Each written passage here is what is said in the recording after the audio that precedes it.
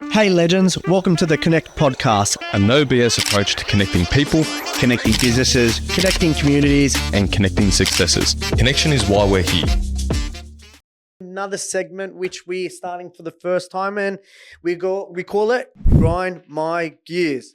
So, Pat, did you want to kick it off? Because I know you've got something that's grinding. You were so passionate about it before we started the podcast. I'm usually a very easygoing guy, guys. Well, put into context what is grind my gears, like for our listeners. What's the Look, there's a lot of things that annoy us, so we just thought we'd make it into a segment. So it's easy to talk about. Is there a lot of things that annoy us? No. I think there's a lot of things annoy him. Okay, somehow he's weaseled his way into doing it. Yeah, true. Why do people? Why do people ask loaded questions? Do we know? That's one. Write that down. That's really triggered Daniel. No, look, we said we started this podcast because it's a no BS podcast, right? We see a lot of stuff online. 100%. We see a lot of stuff that's just people are getting taken advantage of. You know, in this world, I feel like social media has brought out that hate sells. If you hate something, whether it be you hate the way politics are going, you hate the way people are being beta males, and there's all this thing about being the alpha male. You know, you got to be like this if you want to get girls. You got to be like this if you want to be successful. If you want to be in business, you've got to follow my program because I have all the answers.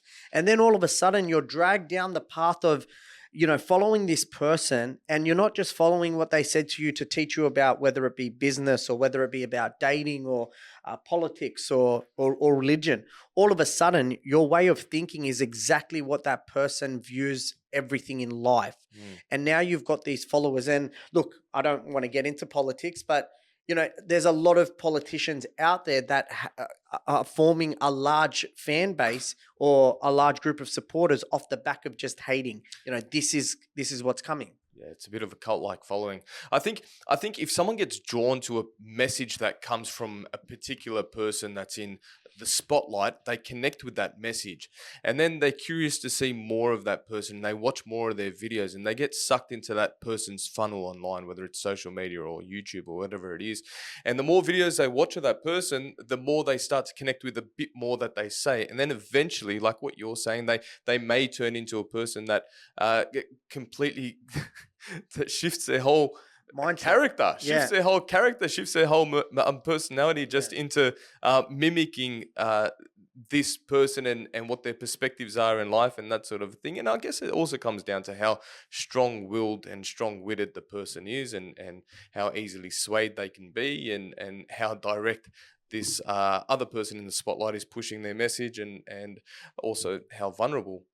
Well, I think it's also they see this person and they see the way they talk. Like, let's just take Andrew Tate, for example. Yeah. Or, you know, the Fit and Fresh podcast, right? They bring these OnlyFans girls on because I don't know. But it's not point at me. Those things that spin around. One of it, cool you down. We install heaps of fans. They're not air conditioning. They're only fans. Yeah. They're only fans. That's one of our suppliers. So they'll get these girls on, and then they'll debate about, you know, feminism. They'll debate about politics and how a woman should be at home. But what they're trying to do is make these girls look dumb and look stupid and talk to them in a certain way. But then the people think that, if they can talk to them like that, I can talk to every female like that, and I can tell my opinion like that. Yeah, I'm not so keen on that. I'm not so keen on the whole alpha male sort of approach. Well, it's not teaching youngsters. Like, you see some youngsters and the way they talk, it is changed. Some of them, you just think to yourself, man, that will not work. That will not work. Yeah. Have you met my wife? You want to talk to my wife like that? You know what you should do. In general, you don't speak to women like that, like your Andrew Tates and all that. Well, there's some rules that are powerful. I also don't agree with everything that he says, but Pat hit it on the head. It's also a perspective thing. You can thumb scroll and scroll past, or people can consume in how much they listen to. I believe the brain is a muscle, and the more you get involved, the more you like and share, the algorithms of social media will keep popping up. But that's the thing, right? Because what I come back to is hate sells, because you're more drawn to something that is someone's loud, and someone's That's what pushy sells, and yeah. aggressive. Well, it's So clickbait, keep isn't watching. it? Yeah, it's clickbaity. It's like the everything Daily is- Mail, man. When you're seeing stuff on the Daily Mail, I think, did we have a conversation Yeah, about this the other like- day? Their topics are just like, their subject lines are so It's clickbaity. designed. Yeah, to 100%. catch Because your That's attention. their marketing. normal news is boring. Right? Yeah. Like let's just say, for example, even like the rise of Donald Trump, right? Like that is like the media hates him, but the media loves him at the same time because So no one freaking- would watch the news if he wasn't in the media. Do you love him, So Ron? they need, look, I don't want to bring my political views out in the open because we can do a whole nother podcast. That's going to be a spin-off episode of. It's politics. Yeah. You know what? Don't Okay. get him So, started. so from what that goes into, it sort of ties into what grinds my gears. There's something that came up for me that I'm starting to notice a lot more these days with younger people, and a lot of issues will probably be aligned with a few younger people because they're the social media generation No and cap. that sort of stuff. No cap. I don't even know what that means. I know I hear some kids saying it. So something that I feel has been very consistent with a lot of the younger people I've been dealing with is that they're very inspired by what they see online on TikTok and Instagram and Reels and YouTube and that sort of thing. And there's a lot of inspirational characters online. And now more than ever, there's all these life coaches and business coaches and telling you how you should be and how you should live your life. And each and every one of them, I would assume, would do it with good intention. And there's a lot of value that comes off the back of that. And it's a good thing that you're absorbing this sort of content and listening to this these people talking with the intention to better your life and improve your life.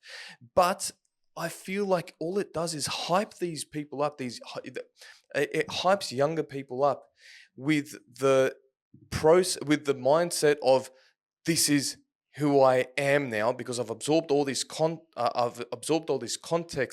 all this content of this person speaking and talking this way and saying life this way, that this is who I am on a subconscious level I'm talking about. And where it's like they're wearing just rose-colored glasses and they're not congruent with the messaging. So their actions don't follow through with what they say they'll do. It's like they'll say they're this sort of person and they'll say that their intention is like this and they'll say they want to do this and they want to do that and blah, blah, blah.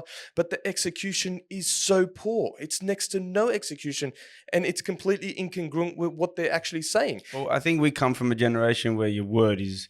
Your word is your bond. Your word is, yet your credibility is directly in line with your word. Yeah. If I told you it's going to be there at 2:00 on Thursday, I'll be there at 1:30. 100%. You know, 100%. 99% of these kids, they tell you they're going to be there at 2:00 and they don't turn up. And you know what? But they have no intention to turn up, and that's the problem. Yeah. You come across a fair few of those. And that's not to discredit the ones that do, because I still know a lot of younger people that do follow through with their word. Yeah. Like a couple of my guys, they're supposed to start at a certain time and they know that to always start earlier. And they're in the same generation, but they know that. They've set that standard for themselves. But there's just so many others that are just not congruent with their word. They would say something, but the follow through is next to, it's not even connected to what Do you their think that's messaging is. a flow on of what they from social media? What else could it be? Because there's so many inspirational videos and so much inspirational content and reels online, and reels are so easily absorbable. It's 15 seconds or a minute worth of motivation that you get sucked into, and you think to yourself, your dopamine levels go up. You start painting yourself in a picture of, this could be me, and you know what? I'm going to start working towards it. So you start convincing yourself that this is what I'm working towards. This is what I'm working towards, and you just follow that dopamine hit of, okay, this is who I'm becoming. But really, the credibility comes from your actions. Well, yeah, I'm okay if you're working towards being that 100%, person, 100%. but you have to be congruent with your word. 100%. Oh, look, I've had a number of people that have reached out to me that have said, I want to get into financial planning. I want to look at the avenues. And, you go have a conversation with them and sit down just for I never like to have an interview, organize an interview. I always like to have a coffee chat. If I'm thinking about potentially hiring someone, I want to have a coffee chat first and then just get together on one-to-one. And you get to know them and you're like, when you really find out, it's like, oh, yeah, I was thinking of doing financial planning, mortgage broking or something else isn't really working out. So I wanted to see this. And it's like, okay, because from your message to me on LinkedIn was that you really want to get into financial planning. You really want to help people. But when I've sat down with you, this message that it was this, passionate person has now come across as someone that this is an option. If I'm hiring a financial planner, I want to make sure, for me, it's an investment. For me, it's an investment to train you, to get your systems, for your, your salary, everything. But for you, it's just an option and it might work out. So where was that passion that came from the message? And it probably was after seeing a reel, right? I can really get into this, and then it changes. Like you guys know, like, hiring people as well in what you do. And it also breaks trust as well. Sorry. Yeah. It also breaks trust. These guys are still here. So tell us. But I think have you experienced that? No, but I think in general, it just comes back to what we're talking about with being leaders, being business owners, sort of setting, like we're not perfect in ourselves, but if we set the level of, and then teaching those the younger generation of how to be, like even as dads and teaching our kids of how to act, how to behave, like things that we learn as we were kids. I think that's what we can then give back to. But we also do it, like we could easily, go start up these groups online, right? Give coaching advice. Like I could stop being a financial planner, being a money coach, get people onto programs. But for us, it's not telling people they have to do this. We are just advisors, right? Our job is to give people information, education, help them make an informed decision, and they can do it. I feel like online and these groups, it's just like this, you have to follow me. And if you don't follow me, you're wrong. It's not going to work. It's not, this might be some good advice. This is the best advice. And that's the difference between. Well, I think that the whole coaching sector has boomed from probably COVID, off the back of COVID. You've seen a spike in people trying to mentor, coach, and then it's. Well, everyone's changed. Like they're not just good. Like it's not perfecting what you do now, because you can, instead of perfecting what you do, you can just go online, get a following, focus on getting people that are vulnerable, and it's getting more money than what you were going to do in terms of that career choice, right? Look, as well, that's our perspective from the outside. The vulnerable people that we could be, I'm using quotation fingers, whatever it is. The vulnerable people from the outside that we think are vulnerable could be absorbing value from those people that are online. And I guess if it works for them, if it works for the online coach and it works for the vulnerable person that's absorbing value, then so be it. But we are seeing a lot of it, and how many people have just been called out to be fake? Oh, look, just don't get me renting wrong, Airbnb. there's good ones. There are good ones, right? Yeah, But you can't generalize it either. You know what I mean? Like there's some that probably approach a business coach, and if you're working with the right business coach or mentor, and you get a lot of value out of it. I'm not talking about the ShadowBox 55 day. No, I'm talking about the trajectory. I realised I was sitting next door. Yeah, you became my whole business. No, but for the right coach. No wonder you were so quiet. No, if I'm saying for the right coach and the right person at the right time. But they also have to back up what they do. Yes. I can give them the level of guidance and standards and habits. You have to then go implement it. Yes. Which is off the back of what you just said, you know? Yeah, you can lead a horse to water, but you can't make it drink. Say that all the time. That is my quote, and he's just stole it. You've been hanging around me too much. I say that to the guys all the time. I think also there's people that are leading the horse to the water where there's no water in the dam. That's what it is. You know what I mean? So like my job is to fill the dam first, Yep. which means that I have to work on myself, and half these guys are full of And they're across the world, right? Yeah. So there's no regulation in these industries. Like all your clients, right? You've probably jumped on the phone call with them as well, right? 100%. You're in person, it's over Zoom, and you're on the phone, and you're speaking to them directly. That's no BS. A lot of this other stuff is templated. Yeah. It's just same process for everyone. Cookie cutter, cut and paste. Yeah. Well, it's every funny, challenge of yours. What we're talking about is grind my gears, and we all had one to present today. And I laugh because mine is off social media too. And you guys spoke about social media, that's another topic for another day. I think. Are you saying we need a whole episode on this? Yeah. Is that what you're saying? Yes. Well, all three of us are something grinded. Mine is the swipe right society that we have at the moment. So the ones that can't commit to anything because it's always like grass is greener. Swipe, and I'm finding that, the kids that I'm dealing with all the time, they can't ever commit to something because the minute it gets challenging or hard or difficult, then I'm pivoting on to something else. Yep. And then I find they're just always chasing. Yes. All the time, we've put service into what we've done. This has been years of reading books and, doing your research and, all the, the lifetime in the trade to get to Like, and there were moments, man. Like, can I swipe? No, I got to stick it out, man. Like you said, I think all three of us started in the city. I worked in the city for 7-8 years, going from Bosley Park to North Sydney. There was 2 hours each day. So 2 hours in the morning, 2 hours at night. And I would never do that again. It was hard yakka. I did it for 7-8 years. And we did all the hard yards before we go, you know what? We can step out and be a business owner. People are thinking it's too easy these days where you can just become a business owner after you've got your qualifications. And look, some people it might work out, but I feel like you have to have that real life experience and really, be at the bottom, do the crap. Everything looks easy. They want the easy. Give me the easy road. I want to, if there's stairs or flat path, I walk the flat path. Instant gratification. Yeah, we've got to change that culture. We've got to prepare for toughness, man. We've got to prepare for the hard times, and then don't run. Face it when it's there in front of you, and man up to it a little bit, and see where that takes you in terms of growth. It will eventuate into survival of the fittest. The people that do stick it out, this is my theory, the people that would stick it out and won't swipe right or left or whatever it is, they don't swipe away and don't steer away from the challenge, they're the ones that will come out on top at the end of the day, because they will be the fittest, they will be the strongest, they will be able to face adversity in its hardest times. Because they've built that muscle, they've built the brain through the challenges, and you're all about that at ShadowBox.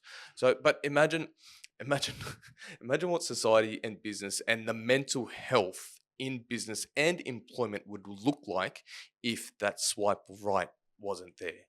Imagine what that would. It would just. I feel like it would be a lot more seamless because so many issues won't be there. Well, every time you drop the ball, right? Every time you walk past something and there's a bit of litter on the floor and you step over it, or you don't push your trolley back to the trolley thing. I see some now and I think, man, hold yourself to a higher standard. Yeah, man. Far out. It's because of this. Yeah. It's because of the problem that it's just I want the easy road now. Yeah. I'll push it into the car. It's for somebody else to deal with like that.